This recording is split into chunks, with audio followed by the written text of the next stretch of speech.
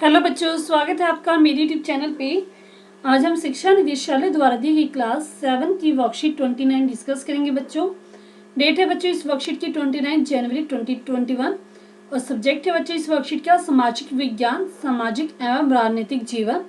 यहाँ पर आप अपना नाम लिख देंगे बच्चों, यहाँ पर आप अपने कक्षा अध्यापक का नाम लिख देंगे।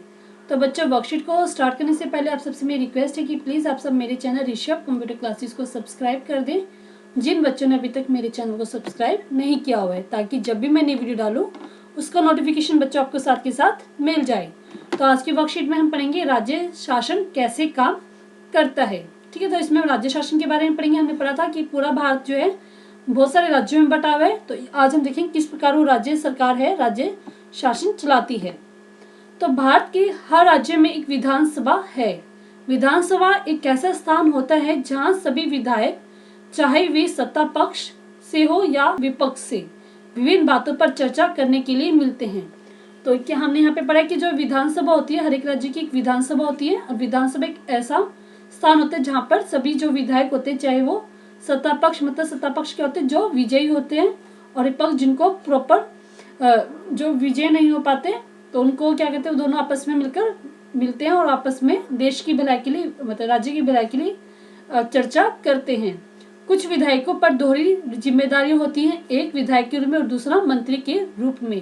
और कुछ विधायक ऐसे भी होते हैं जो विधायक भी होते हैं और साथ के साथ वो मंत्री भी होते हैं, तो उन पर क्या हो जाती है, दोहरी जिम्मेदारी हो जाती है। विधानसभा की बहसों में विधायक अपनी राय व्यक्त कर सकते हैं, संबंधित विषय पर प्रश्न पूछ सकते हैं या सुझाव दे सकते हैं कि सरकार को इस संबंध में क्या करना चाहिए।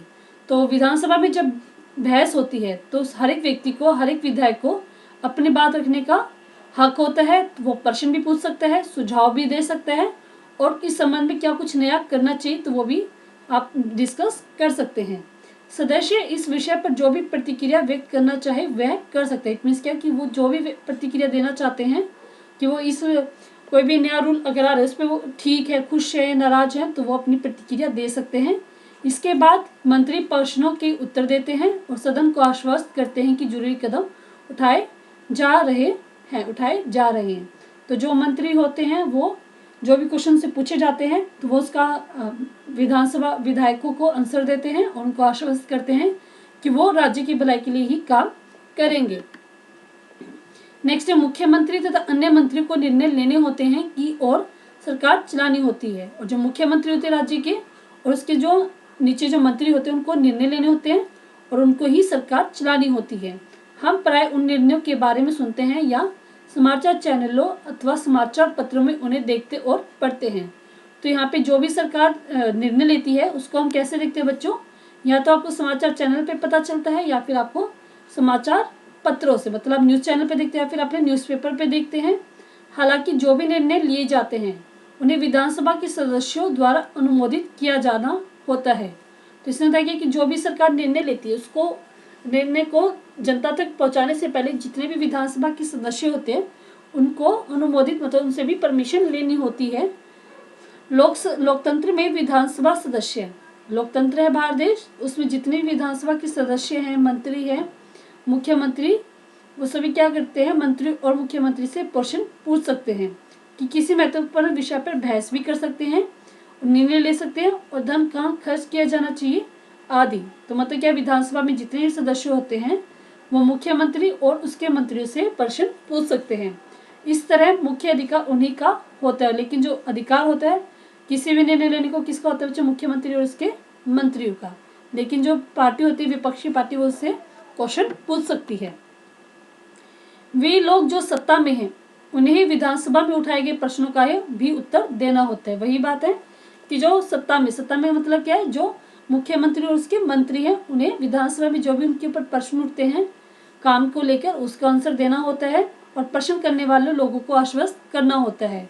और जो दूसरी पार्टी होती है जो भी प्रश्न कर रही होती है उसके लोग उनका आंसर उन्हें देना पड़ता है, उनको आश्वस्त करना होता है कि वो काम ठीक कर रहे हैं, उचित कदम उठाए जा रहे हैं। इसके साथ साथ समाचार पत्रों एवं अन्य माध्यमों से भी इन विषयों पर चर्चा होती है। और इसके साथ साथ जो समाचार पत्र होते हैं, जो अन्य माध्यम होते हैं, जैसे कि आजकल तो फेसबुक, व्हाट्सएप है, इन पे भी विषय पर चर्चा की जाती है। जिसका उत्तर सरकार को देना होता है। जैसे प्रेस वार्ता में मंत्री मीडिया कर्मियों को सरकार द्वारा उठाए गए सभी नियमों के बारे में, कदमों के बारे में बताते हैं। जैसे कि कई बार प्रेस कॉन्फ्रेंस ऑर्गेनाइज की जाती है, जिसमें जो होते हैं सरकार वो बताती है कि हमने क्या क्या कदम उठाए हैं, वो बताती है उन प्रेस कॉन्फ्रेंस में। विधानसभा में चर्चा समाप्त होने के बाद एक प्रेस वार्ता बुलाई जाती है। जैसे विधानसभा में चर्चा खत्म हो जाती है तो एक प्रेस वार्ता बुलाई जाती है, ताकि जो जरूरी जानकारी को लोगों को आगे बढ़ाया जा सके। प्रेस और मीडिया कर्मी बैठकर से संबंधित किसी भी संदेह को स्पष्ट करते हैं। और प्रेस में लोग काम करते हैं, मीडिया कर्मी में जो काम करते हैं वो क्या करते हैं, उनके मन में अगर कोई भी संदेह होता है तो वो पूछ सकते हैं और सरकार क्या है उनकी क्वेश्चन का आंसर देती है। सभी जानकारी समाचार पत्रों में प्रकाशित और टीवी चैनलों में दिखाई देती है। तो इसका तो ये है कि जो कोई भी चीज़ हमसे हाइड नहीं की जाती है वो जनता तक जरूर पहुंचाई जाती है बच्चों। ठीक है, तो अब हम करते हैं इस वर्कशीट की गतिविधि 1। तो फर्स्ट गतिविधि है, अपनी पाठ्य पुस्तक में पातालपुरम की समस्याओं और उन पर चली बहस को पढ़िए। तो आप चैप्टर अगर खोलेंगे ये वाला तो इसमें पातालपुरम की समस्याएं दी होंगी और उस पर जो बहस चली थी वो भी आपको दी होगी। तो लिखेंगे आप इसमें पातालपुरम की समस्या क्या थी। पातालपुरम में समस्या यह थी कि पीने की साफ पानी की कमी थी। वहाँ पे क्या थी, साफ पानी की कमी थी और साथ ही समुचित स्वच्छता की भी कमी थी, मतलब वहाँ पे साफ सफाई नहीं थी। लोग कई बीमारियों से मर रहे थे क्योंकि चिकित्सा सुविधाओं की कमी थी और जो लोग थे वो मर रहे थे क्योंकि उनके पास डॉक्टर्स की फैसिलिटी नहीं थी। तो विधानसभा में क्या डिस्कस किया गया इसके बारे में, विधायकों द्वारा उचित स्वच्छता और स्वास्थ्य देखभाल की आवश्यकता पर चर्चा की गई कि लोगों को क्या है, पानी मिले, उचित स्वच्छ पानी मिले और स्वास्थ्य की देखभाल के उनके लिए हॉस्पिटल वगैरह खोले जाए, इस विषय पर चर्चा की गई और सरकार को बेहतर कदम उठाने के लिए कहा गया बच्चों। ठीक है, तो ये सभी बातें विधानसभा में डिस्कस की गई। तो आप अपना ये फर्स्ट एक्टिविटी इसमें से देखकर लिख लेंगे। नेक्स्ट है गतिविधि 2, आपके क्षेत्र में ऐसी कौन सी समस्याएं हैं जिनके बारे में आप चाहेंगे कि विधानसभा में उन पर बहस हो और उनका हल चर्चा के जरिए हो। तो आपके एरिया में जो भी प्रॉब्लम है आप वो लिख सकते हैं, या फिर आप जो ये मैंने लिखी है वो भी लिख सकते हैं। तो फर्स्ट है यहाँ पे, हमारे क्षेत्र में कोई भी अस्पताल और विश्वविद्यालय नहीं है। ठीक है, आसपास के अस्पताल उपलब्ध न होने के कारण लोगों को बहुत नुकसान उठाना पड़ता है। अगर अस्पताल पास नहीं होंगे तो लोगों को क्या होगा, बहुत नुकसान होगा क्योंकि उन्हें दूर जाना पड़ेगा अपने इलाज के लिए। इसी तरह छात्रों को उच्च शिक्षा के लिए लंबी दूरी तय करनी पड़ती है, मतलब पास में अगर उच्च शिक्षा के लिए अगर कॉलेज नहीं है, यूनिवर्सिटी नहीं है तो उन्हें दूर जाना पड़ेगा।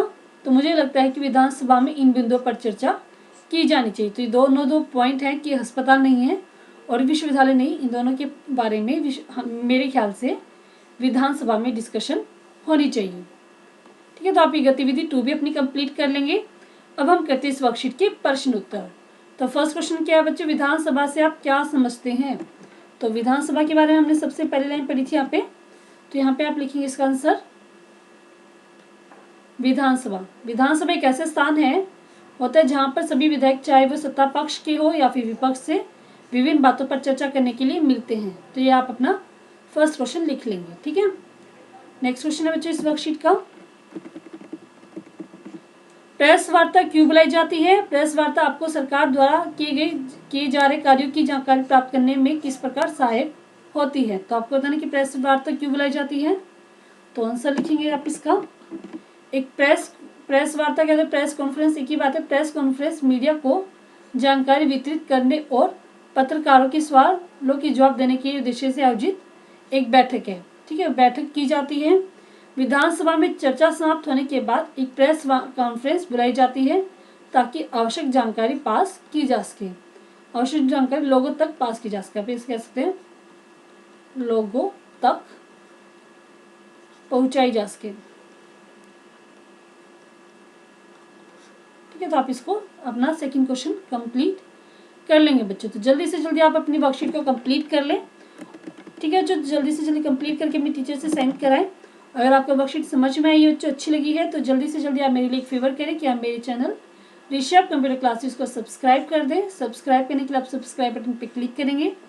जैसे आप क्लिक करेंगे तो बटन क्या है, ब्लैक हो जाएगा। ब्लैक होने के बाद आप फिर से इस पर जाएंगे तो आपके पास 3 ऑप्शन आएंगे, ऑल, पर्सनलाइज नन, तो आप ऑल पे क्लिक करेंगे तभी आपको मेरी सभी वीडियो की नोटिफिकेशन मिल पाएंगी। वीडियो अच्छी लगी तो लाइक करें, शेयर करें अपने दोस्तों के साथ और कमेंट करके बताएं कि आपको वीडियो कैसे लगी। कोई डाउट है, कोई प्रॉब्लम है तो वो भी आप मुझसे कमेंट सेक्शन में पूछ सकते हैं। थैंक यू बच्चों, हैव ए नाइस डे।